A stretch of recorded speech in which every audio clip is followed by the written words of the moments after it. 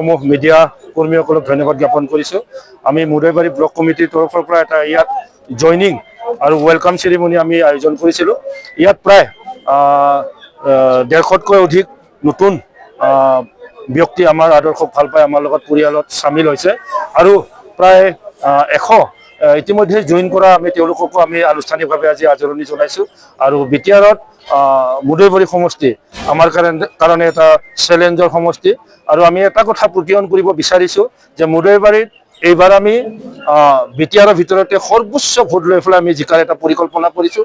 আমাৰ দলীয় স্থিতি খুব ষ্ট্ৰং, আমাৰ দলীয় কৰ্মী কেন্দ্ৰীয় পৰ্যায়ৰ পৰা একেবাৰে ভোট পৰ্যায়লৈকে খুব ষ্ট্ৰং, তেওঁলোক খুব সক্ৰিয় এজন সৈনিকৰ দৰে কাম কৰি আছে আৰু এইখিনি চাই পেলাই আমাৰ যিটো সাংগঠনিক ৱেল অৰ্গেনাইজ এই বস্তুটোৱে মানুহক আকৃষ্ট কৰি পেলাই আমি এটা বহুল পৰিমাণৰ এটা ভোট আমি লৈ পেলাই আমি জয় হ'ব পাৰিম বুলি আশা ৰাখিছোঁ।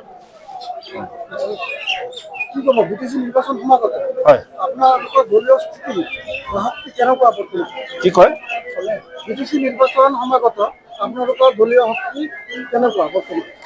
আমাৰ দলীয় শক্তি আমাৰ স্পষ্ট। আমি এইবাৰ বিটিআৰত চৰকাৰ গঠন কৰিম। আমাৰ যিহেতু এলায়েন্স আছে তথাপিতো আমি সংখ্যাগৰিষ্ঠতা আমি লাভ কৰিম আৰু এই অংকৰ ফালে আমি গৈ আছোঁ আৰু আমি ইতিমধ্যে আমাৰ খাটাং হৈ গৈছে, আমি সংখ্যাগৰিষ্ঠতা লাভ কৰিম। তাৰপিছত এলায়েন্সৰ ধৰ্ম আছে, এইটো আমাৰ ওপৰ মহলে চিন্তা কৰিব এইটো কেনেকৈ কৰে তেওঁলোকে, কিন্তু আমাৰ এটা স্পষ্ট কথা যে আমি ইয়াত সংখ্যাগৰিষ্ঠতা লৈ পেলাই আমি চৰকাৰ গঠন কৰিম। মূল যুঁজ ক'বলৈ গ'লে এতিয়া আমি বিচাৰি পোৱা নাই। আমাৰ চব ফালে গ'লে আমি ইউপিপিএল দেখা পাওঁ, চব ফালে গ'লে আমি ট্ৰেক্টৰ দেখা পাওঁ। এই মুহূৰ্তলৈকে কিন্তু আমি কাকো প্ৰতিদ্বন্দ্বী হিচাপে ল'ব পৰা নাই। অনাগত সময়ত দেখা যাব কাক প্ৰতিদ্বন্দ্বী হিচাপে লোৱা যায়।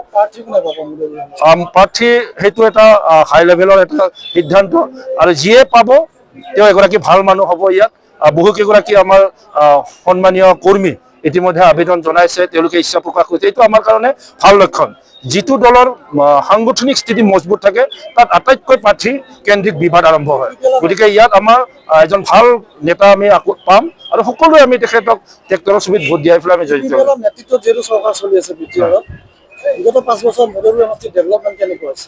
মুদৈবাৰী সমষ্টি আপোনালোকে জানে আমি ইয়াত যদিও আমি এলায়েন্সত আছোঁ, ক'ৰবাত নহয় ক'ৰবাত আমাৰ বিৰোধী আসনত থকা নিচিনা হৈছে, কাৰণ আমি ইয়াত আমাৰ MCLA নাই, আমাৰ EM ইয়াত নাই। গতিকে ইয়াত ক'ৰবাত নহয় ক'ৰবাত অকণমান আমি অসুবিধা পাইছোঁ, কিন্তু যিমান কৰিব লাগে যিমানখিনি আঁচনি আছে ইয়াত হৈছে। মুদৈবাৰীৰ এই যে নোহোৱা কামবিলাক কৰিবৰ কাৰণে আমি উদ্ধাৰ কৰিব বিচাৰিছোঁ। আজি আমি কলাইগাঁও টাউন মজিয়াত শ্বহীদ সুজেত নাৰ্জাৰী সোবৰণী সেই প্ৰেক্ষাগৃহত আমাৰ 150 জনচাইত অধিক বিভিন্ন ৰাজনীতিক দলৰ পৰা UPPLত যোগদান হৈছে। লগতে তেখেতসকলক আমাৰ স্বাগতম জনাবৰ কাৰণে আমাৰ বিভিন্ন মানে প্ৰাইমাৰী বুথ কমিটিৰ পৰা মোটামুটি 800 আৰু 1000 জনমান আমাৰ সেই 150 জনীয়া নতুন আলহীক আদৰণি জনাবৰ কাৰণে আমি ইয়াতে উপস্থিত হৈছোঁ। নিৰ্বাচন সমাগত প্ৰত্যেক দলৰ নিজৰ নিজৰ দলীয় শক্তি বৃদ্ধি কৰাৰ কাৰণে আপোনালোকৰ দলীয় স্থিতি কেনেকুৱা? ইলেকশ্যন সমাগত ইয়াৰ কাৰণে সকলো ৰাজনীতি এতিয়া উঠি পৰি লাগিছে, সেইটো নিজৰ নিজৰ এটা ৰাজনীতিৰ ধৰ্ম। আমাৰো UPPL দলে এতিয়া ৰেডি হৈছে, আমি নিজৰ শক্তি বৃদ্ধি কৰিছোঁ। আজি আপোনালোকে নিজে দেখা পাইছে 150 জন মানে BJPৰ হওক BPFৰ হওক মানে আমাৰ বিটিআৰ অঞ্চলৰ মানে এই বিভিন্ন ৰাজনৈতিক দলৰ পৰা তেখেতসকলে যোগদান হৈছে।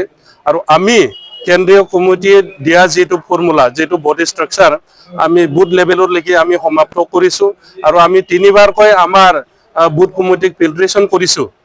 আৰু সেই হিচাপে আমি 25 তাৰিখৰ পৰা 30 তাৰিখলৈকে ছেপ্টেম্বৰৰ গ'ল, যোৱাকালি গ'ল।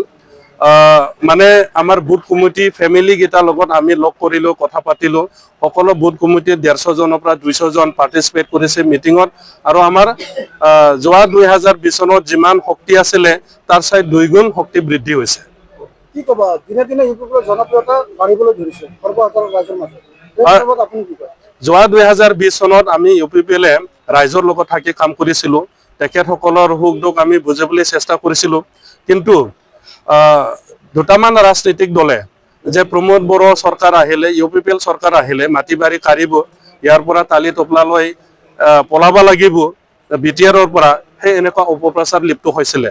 আনকি নিম্নমান এনেকুৱা অপপ্ৰচাৰ কৰিছে যে তামোল গছ, নাৰিকল গছ, বাইক, স্কুটি, গাড়ী, গৰু, ছাগলী এইবিলাকৰ পৰা ঘৰে ঘৰে সোমাই UPPL টেক্স ল'ব বুলি এনেকুৱা অপপ্ৰচাৰ হৈছিলে।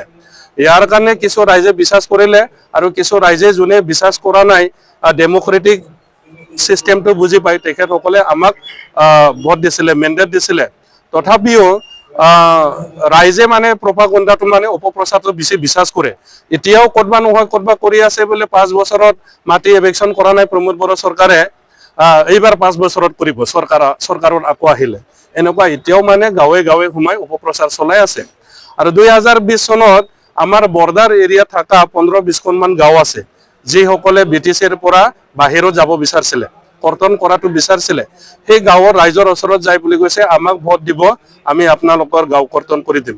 কিন্তু 5 বছৰত যিহেতু এটাও গাঁও কৰ্তন কৰিব পৰা নাই, সেই গাঁওবিলাকৰ পৰা এক কোদালো বাহিৰত পঠাব পৰা নাই, গতিকে ৰাইজে তেখেতসকলক বিশ্বাস কৰা নাই।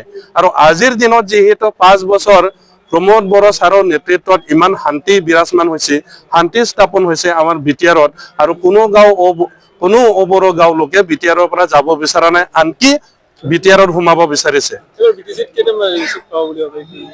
আমি UPPL বৰ্তমান 29 ফাইনেল হৈ আছে, 32ত লৈকে যাব পাৰে।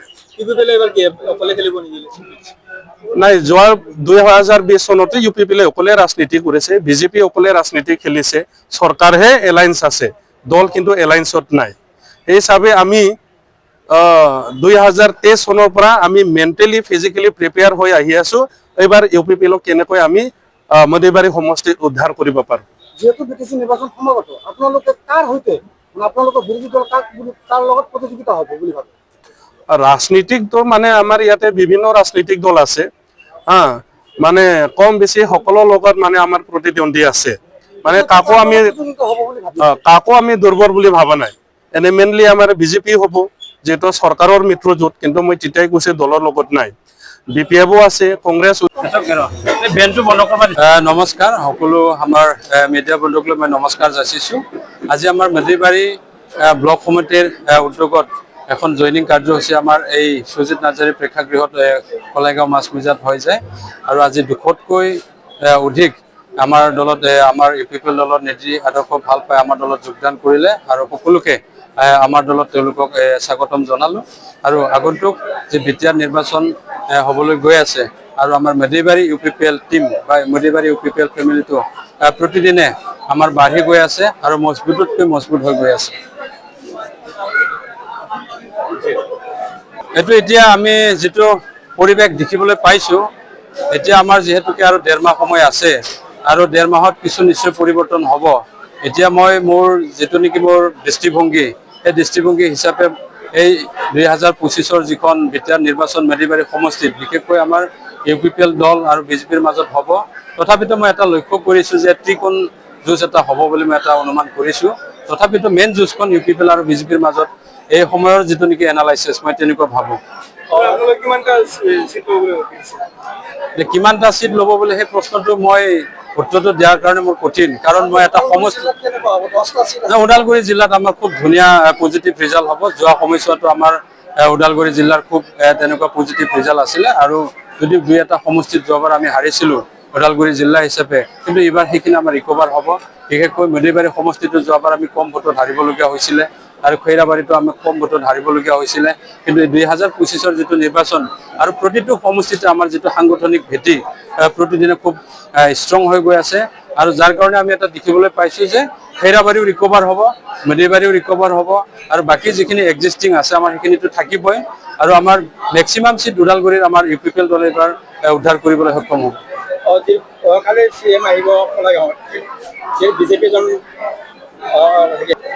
এইটো এটা দলীয় আমাৰ যোগদান, আৰু BJPৰ CM বুলি মই নকওঁ, এইটো অসমৰ যিহেতুকে মুখ্যমন্ত্ৰী হয়, আৰু অসমৰ মুখ্যমন্ত্ৰী আমাৰ কলাইগাঁৱত পদাৰ্পণ কৰিব।